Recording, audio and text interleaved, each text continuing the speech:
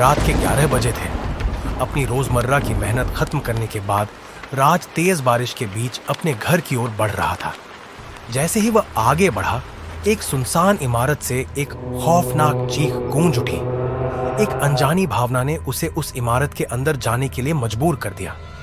जैसे ही उसने इमारत के दरवाजे को पार किया, एक अजीब सा डरावना एहसास उसके मन और शरीर पर हावी हो गया। वीरान इमारत की दीवारें खून से सनी हुई थीं। वहां एक भयानक सन्नाटा था और हवा में एक घिनौनी बदबू तैर रही थी।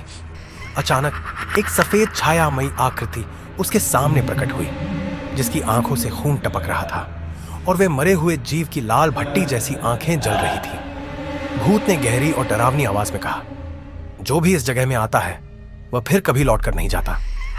राज का दिल तेजी से धड़कने लगा और वह खुद को पीछे खींचने लगा।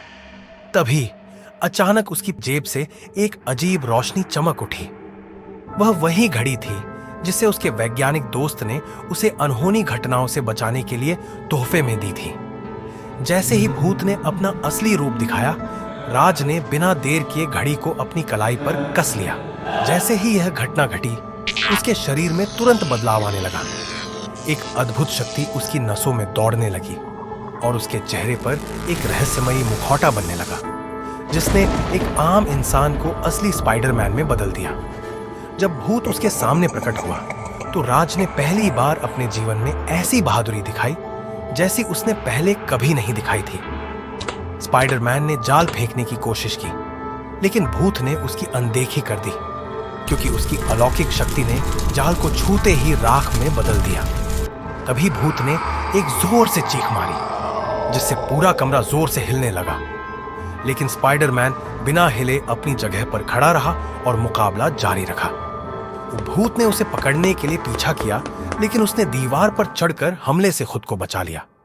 अपनी चालाकी से उसने डीली होती छत पर जोरदार वार किया, जिससे पूरी इमारत ध्वस्त हो गई। भूत मलबे के नीचे फंसा रह गया।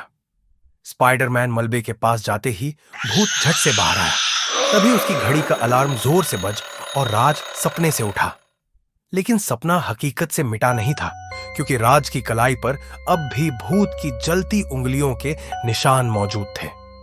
जो एक साधारण सपना लग रहा था, वह कुछ और भी भयावह बन चुका था।